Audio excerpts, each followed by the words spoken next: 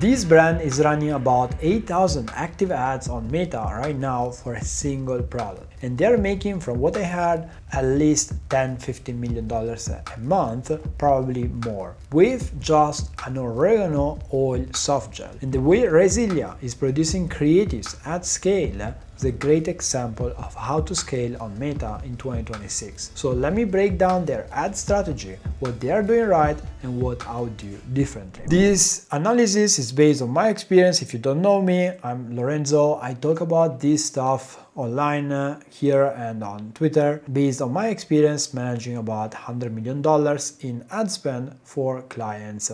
So let's look at Resilia. Resilia is an oregano oil plus black seed oil soft gel. They have two compounds, carvacrol, thymoquinone, that are in one daily pill. Basically, the main thing they are using in the pitch also is that the 85% carvacrol, like this ingredient, is basically the concentration actually helps. They have a lot of different angles I'll show you now that they use and help to scale so fast. So let's look at the ad account first. And one crazy thing is the number of ads and also the number of pages they use. And this is something that we see in common for many accounts, having a lot of ads, a lot of pages running these ads. But at the same time, we see a lot of making this wrong, because if you have a lot of ads that look all very similar, very often you're not able to scale. So it's very important to push a lot of volume, yes, but also with diversity into the ads. So you can see here live in the last 30 days, 1,800 ads. And if we go here, like we can see, like even here, like in the website, 3,700 ads, active ads here. And they test from a lot of different pages. So you can see here, they have this one, NutraViv, with a doctor image, profile image, Try Resilia, Wellwise Daily, Vital Groove, Nutritionist Jennifer Whitmore, PhD, like a lot of different pages. You can scroll here in the ad library, you're gonna see so many pages. Even just Resilia, they have Resilia, Try Resilia. They have 5 Resilia pages with different pictures. And this is something that is becoming much more common. I mean, obviously, like this is less common, having multiple pages also of the brand page. And the reason why is probably because they are quite aggressive with the marketing, and so they might get they might have some issues with Meta. But having like separate pages, it's something very, very common. Also having like influencers whitelisting pages for a lot of brands. Let's take a look at the funnel too. From the main page, you send mainly to the product page. This is very common. But then from the other pages, they also send a lot to the advertorials. They have a few different offers, because they have this one. They are probably A/B testing it a lot, and that's also the best way to do it. So they have buy one, buy two get one free, and buy three get two free of the main product in another page. And in this page, for example, they have same offer, but instead of giving one more of the same product, they are giving you a free gift, basically. The idea here usually is that you don't want really people to buy only one, because you're gonna lose money on one, and you want people to buy more so you can already be break even or profitable on the first order. And then they are pushing subscription. Actually, there isn't even an option to buy only one time, and they have here refills ship every 30 days. I mean, I know they are also doing a lot of different things to maybe not showing too much subscription, but I won't go too much in depth on that. I analyzed more the ads part. In the PDP, something very interesting they have is the timeline week by week, and this is very interesting. You're gonna see these also in several creatives. Week 1, week 2, week 3, week 4, what happens, how you are gonna see the effects from week 1 until week 4. Then we can see comparison with other brands, why they are better. This is also very important. The testimonials, I mean, this is something everyone does, but they are also doing it well. It's not just random videos. They are actually started pretty well. I think here something I like, some brands do, very few, but some brands do, is putting a headline here and try to have one for each main objection or buyer persona. So that definitely helps. You can see here from these sub pages they have a lot of different advertorials, a lot of different pages they use. You can see here too that mainly they use Resilia shop, their main website, but they also use like the subdomain try.resilia. So there are a lot of things they test here. You can see this advertorial, for example. They make it look like it's a medical, let's say, article or something like this. They are trying to focus on that thing for making people believe more what they're saying. One thing to notice is, I mean, you can see this AI, but probably also for the target audience, they can't really tell, and so they are not too careful to make AI perfect. They are actually using also some AI images and videos. In my opinion, you can tell it's AI, but that really depends on the audience. When you target a very young audience, that's also you have to be a bit more careful with that to avoid losing credibility. With older audiences, that usually works very well. So what I want to cover then is basically a creative strategy map. What we do for client is first focusing a lot on the actual strategy and what we're gonna cover in terms of creatives, how we're gonna prioritize the creatives. So we usually do this sort of creative strategy map, and that helps us to organize everything and divide the product in a couple of main buyer personas, and for each buyer persona we have one main pain point or reason to buy, and then we have these awareness levels of why they should buy, and we brainstorm angles. So let's just start from the first persona, and then we can see this sort of map. So first persona, very interesting. They are doing, like, you can tell these guys are very good at marketing. So first persona is the chronic gut sufferer. Basically, we can see in the ads they focus a lot on anti-parasite ads, and these ads target people with symptoms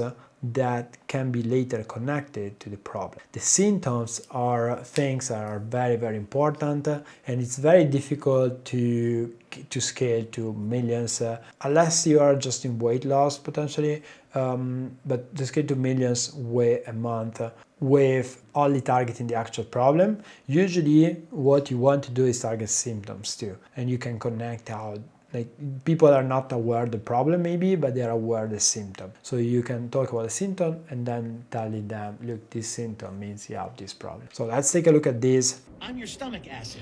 You might know me as HCl. And I know what you've heard about me. Heartburn? My fault. Bloating after meals? Too much acid, right? So you reach for the antacids, the acid blockers, the Tums after dinner. Everyone thinks I'm the bad guy, but I'm actually your first line of defense. So this type of Pixar ad, I mean, they have Pixar, they have Claymations, they have a lot of different AI ads that they are testing. They are creating tons, they are creating a lot of these. And if you see here, they are actually some of the highest impressions ones. So the ads I analyzed the most are, like, I always look at the website, and ideally we should also look at all the pages again here, and then all the other website it sends to. But yeah, there are a few things to look at, but this one, quite a reliable way to look at this, just checking the domain so you can see all the pages, not just the main page. And then you want to make sure it's sorted by impressions, high to low. And you can see here there are a lot of these type of ads, and there are a lot of AI animations or also Pixar that you can find here. Then another one that is very common for their ads is the weight loss seeker. So here they target people who are actively looking to lose weight, both women and men, even though probably more women, at least from what I saw. I actually analyzed a few weeks ago Simple, a weight loss app, and also had similar type of ads. So here they connect the problem to a common solution and why it fails. They also want to basically tell people, look, like going to the gym or the diet is not enough, what you need is this. At the same time, what they are doing here is they are justifying why something is not working. They are telling them it's not your fault. So like, you are trying to do everything, and maybe a lot of these people are not trying everything, they are trying something, but this makes them feel much better because you're saying it's not your fault, you are trying everything, you are doing everything right, everything they tell you. But the problem is they are telling you the wrong thing. They are not telling you the truth. The truth is that you have a parasite, you have this thing, you have this little enemy inside of you that is not allowing you to lose weight to get your goal. Honey, I don't mean to embarrass you. I'm here because your body thinks it needs protection. Whoa, whoa, whoa, what are you doing? Eating salad isn't gonna make me go, honey. I'm working out and you're still here. Why? Babe, that's just gonna make me grow. What do you mean? Look, when everyday life stresses you out, your cortisol spikes. It tells your body you're in danger. So your body So cortisol tells me to grow in all the places that make you feel ugly. But why? I pile into your belly. I only became a problem 100 years ago, darling, when, central heating became a thing. So how do I get you to leave? You still don't like me, huh? All right, here's how to get rid of me. Tell your body that it's safe in 2 ways. Contains carvacrol, the Ocanone. how to get rid of that, and then basically that's how I introduce the ingredients, not just the product, and then the fact that it's difficult to get this supplement like these ingredients, and so there is a way, like a supplement that does everything together basically. So the natural remedy believer, this person is connected to a lot of angles and pain points, and they prefer natural remedies over anything synthetic. I mean, this is very similar on one side, but the other side is basically created, these ads are created for this type of persona that believes in natural remedies. So let's take a look at this. Most people don't realize how fast oregano oil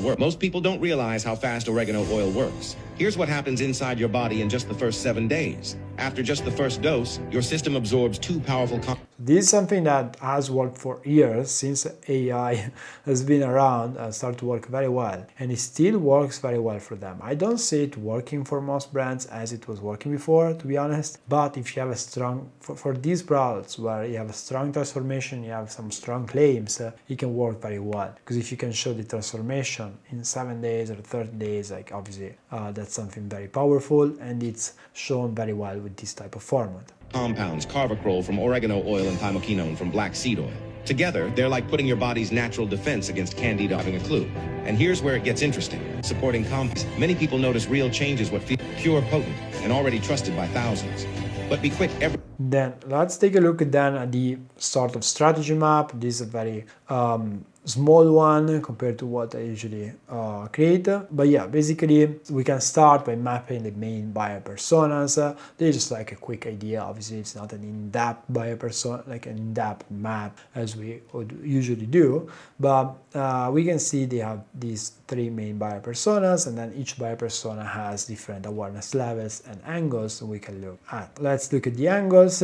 One main angle is the hidden parasite or biofilm. So something like this type of angle is something like your bloating isn't fiber, it's the invisible thing inside that only 85% carvacrol can't reach. And carvacrol is the ingredient they have inside their supplement basically. So they are saying the problem is not the what you're doing, the problem is this enemy inside of you, and this is the way to eliminate this enemy. And also they are saying like that solution doesn't work and this solution works bad. But in my opinion, I mean, that's a strong part, but the strongest part of this type of ads and why it works, it's that it removes the fault and basically tells people it's not your fault, you're doing things well, you're trying your best, but they lie to you. This is what you need to do. It's going to be much simpler. You're not going to have to work as hard to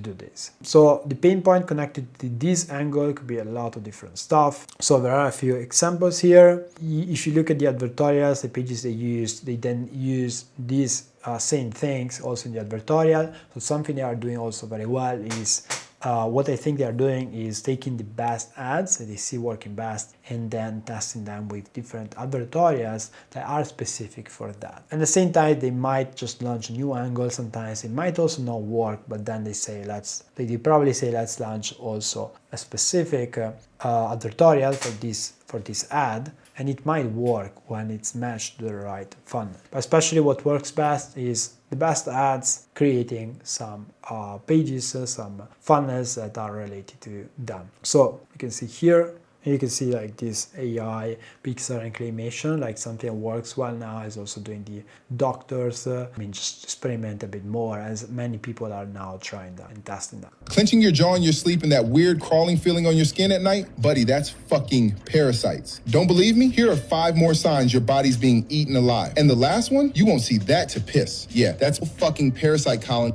So stuff like this. Watch how oregano oil kills this brain parasite. It's called toxoplasma. It forms microscopic cysts inside your brain that destroy your focus, erase your memory, and drain your energy. And 1 in every 3 humans on Earth is carrying it. So basically, we have different things that connect to the problem. What they are doing is they make you fear, basically you start to have fear, to worry, and then you want to listen to the whole ad because you're listening about these parasites and you're scared of what might happen. And then if the ad convinces you, then you want to buy it right now because you are scared, right? And this is something that works very well. If you see even Pet Lab code is scared at the beginning, especially like with the pet supplements, there was a lot of fear. A lot of supplements do this stuff, even skincare. So this works very well. Sometimes you can't play so much into fear, but when you can, it actually works very well.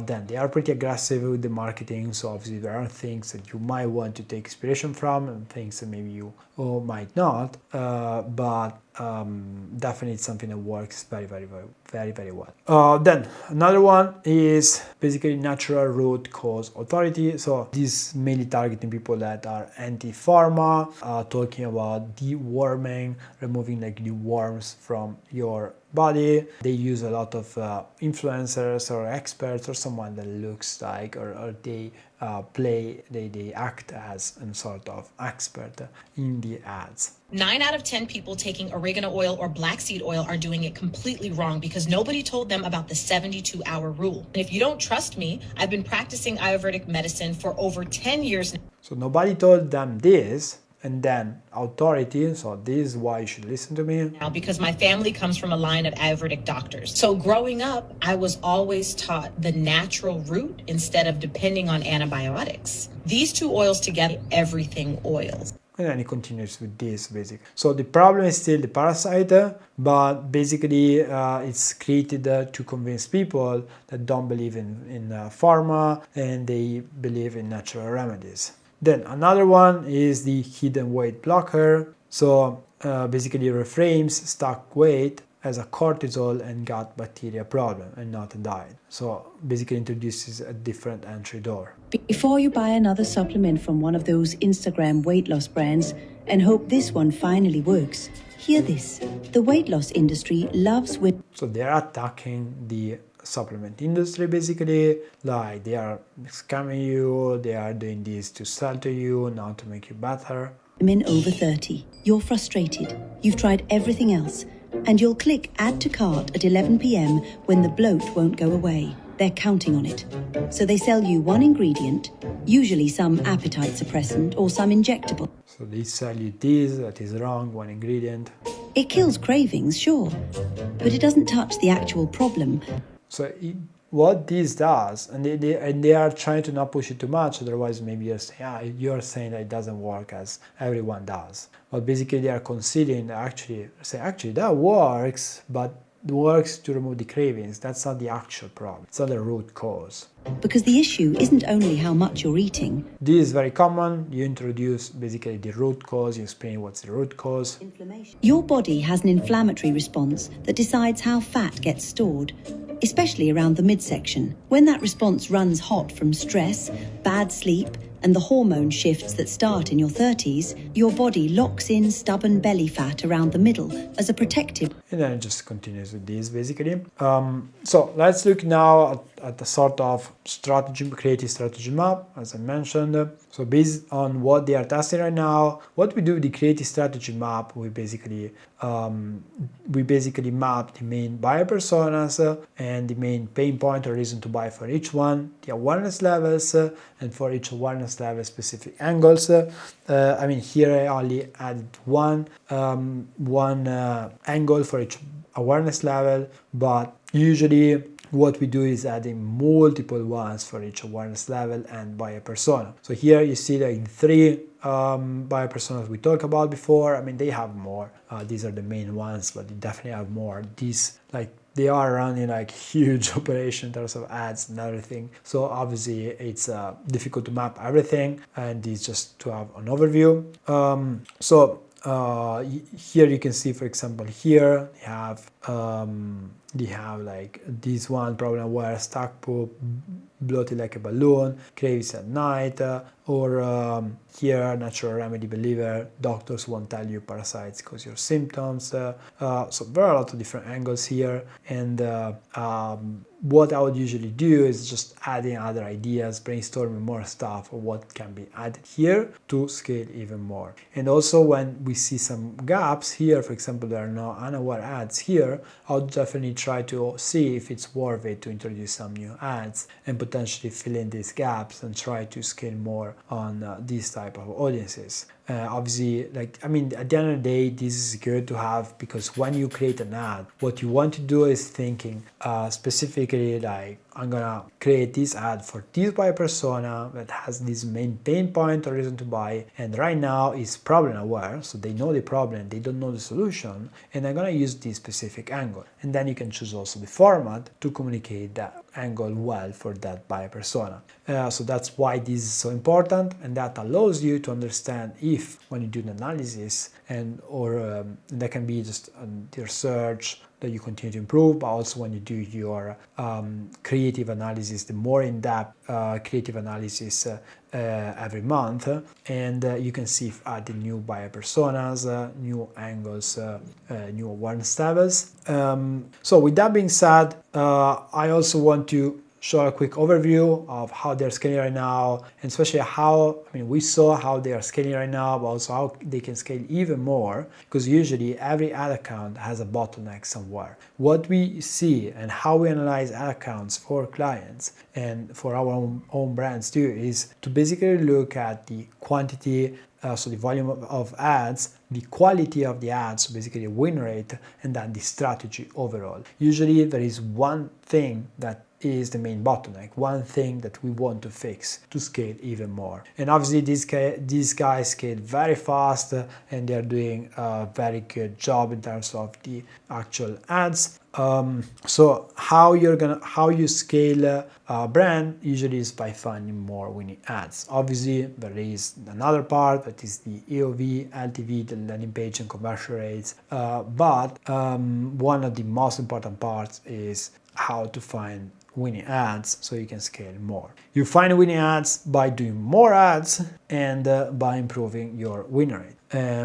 So more ads, be more volume, right? More the quality of the ads. The main KPI to measure that is the win rate, and then there is the overall strategy. Something to consider when you do ads and you try to focus on volume is that with Andromeda right now, if you have very similar ads, they're gonna be shown to the same audience, and so you might do 100 ads that count like 2-3 ads. So it's very important to do volume, yes, but also with diversity, and actually Resilia is doing a good job with this. So basically, if we look at these ones, Resilia is definitely one of the brands with one of the highest volume of ads I've seen. I mean, we have clients like this, they test thousands of ads, and they do it well on their own, and we also create additional ads. So it's definitely not the first one I saw, but they're definitely pushing a lot of ads, and it's working for them.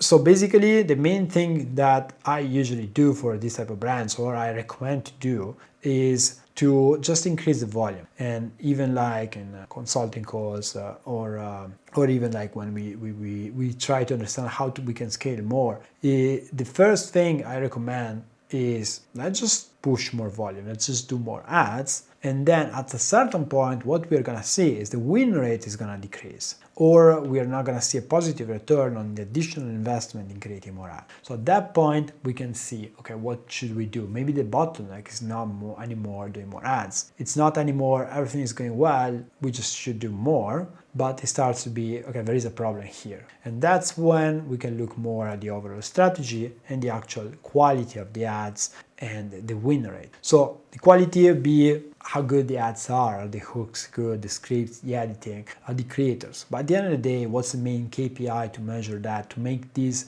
objective and not subjective? Because I might not like a lot of AI ads that I see around, but if these brands are scaling and they have a good win rate, then it works, right? So we have to also look at the numbers. And the main number in this case is the win rate. The win rate is a bit tricky because it depends how you measure it. So you want to be careful to not just look at win rate, look like meaning the winning ads, but counting winning ads also low spending ads. We want to look mainly at these high scaling ads, these highest spenders in the ad account. We want to try to find those ads because those are the ads that usually scale the ad. And then we can also look at the percentage of spend that we are taking from each batch. So internally, for example, we measure all these metrics. So if we look at what they're doing here, they're actually doing a very good job. They have a lot of creative diversity.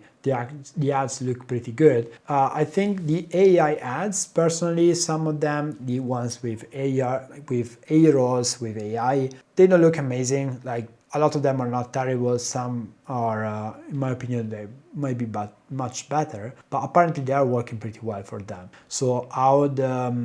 So probably it's actually working well, and it makes sense to fix it only when the win rate starts to decrease. Something also I noticed is that now, as they're doing more pixel and claymation ads too, those type of ads actually are also looking much better because they don't have like this AI heroes or AI doctors that, I mean, you can kind of tell they're not real, even though for an older audience they still work pretty well. So then let's look at the strategy. So I mean, in general, they are doing a great job here in terms of meta ads. They scale super fast, so I don't really have much to say here. I'll just say like a lot of lessons to implement for other brands. And obviously a part of why they scale too is connected to the product, the main positioning of the product, the like some aggressive angles they're targeting to, and the AOV and the LTV, and what they're doing also on that side. But I mean, if you look at the ads, they're definitely doing something very well here. So basically, what I would do here, if I were to try to scale even more, it would be to check opportunities in the creative strategy map and see, okay, what can we test more, like what we can double down, what we can continue to explore by adding buyer personas and the new angles and targeting more some awareness levels that now are less covered. But one of the main things that actually would be very, very interesting, in my opinion, is trying to test even more formats, because yeah, they are testing a lot of formats, but I think there is an opportunity to test even more. And also to try to double down even more on unaware ads. I didn't see many ads super long, and I think with unaware ads there are levels to unaware, and they are getting some unaware audience now, but I think they might be able to unlock a much bigger audience potentially by working with longer scripts and longer ads and more VSL structures too. For example, a brand that creates 9-10 minutes weight loss scripts is Miami MD that I analyzed a few weeks ago. And we can see here, for example, one ad.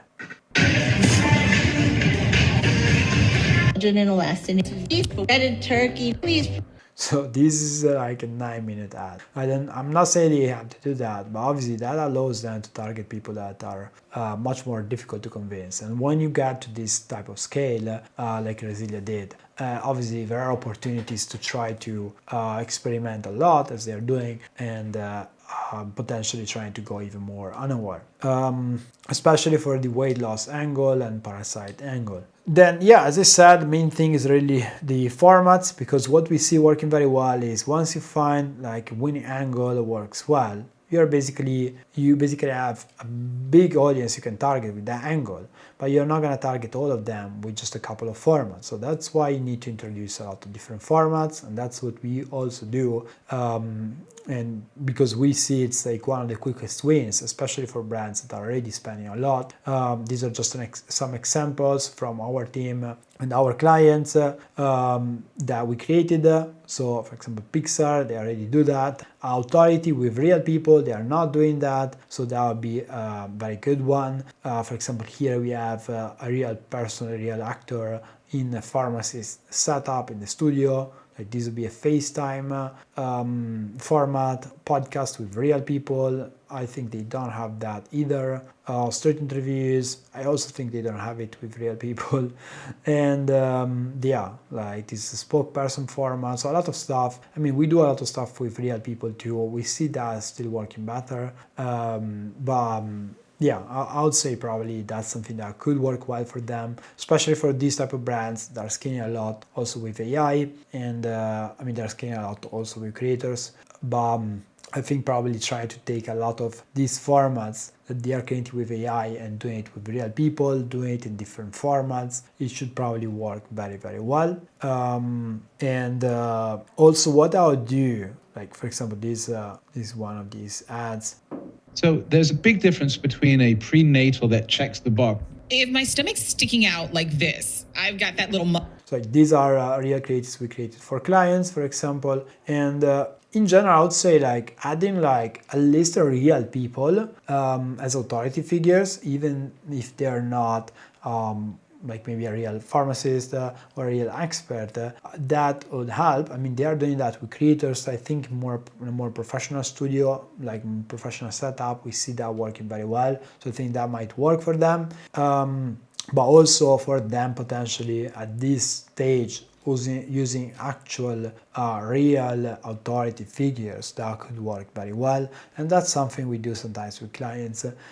We use more actors, but if they want to use real authority figures, we can also help them with that. So I would say that would be something that could work very well. And also for them to really consolidate the brand, if they're trying to make something big and potentially an exit or something, having some real people, maybe a small celebrity, even just some small influencer that is connected to each buyer persona, that makes this even more believable and real. I think that might work well to establish more the brand and grow it even more. That's something I would normally not recommend, but considering the stage they are at, I think that can definitely help. And if you see like even Miami MD, how it's structured or all the brands from Peter Kell, and how he structures like all these PSLs to reach a very broad audience, just having these elements of proof definitely helps a lot. So in general, we saw how Resilia scaled and how many ads they push and everything they did on a general overview to scale to this level. And as we said, like if the product is right, usually, and you can increase the LTV, then it's really about finding more winning ads. And this is done by creating more ads and improving the quality. So with that being said, I hope that was helpful. If you have any questions, let me know below. And if you have a brand that is spending, let's say, more than 30-50K a month, and you already have some winning angles, and you just want to test more with new formats, introducing new angles, new buyer personas, then you can book a call. The link below, and I'm happy to take a look and see how I can help. If you'd like me to cover anything else, let me know and I'll do it in another video. See you.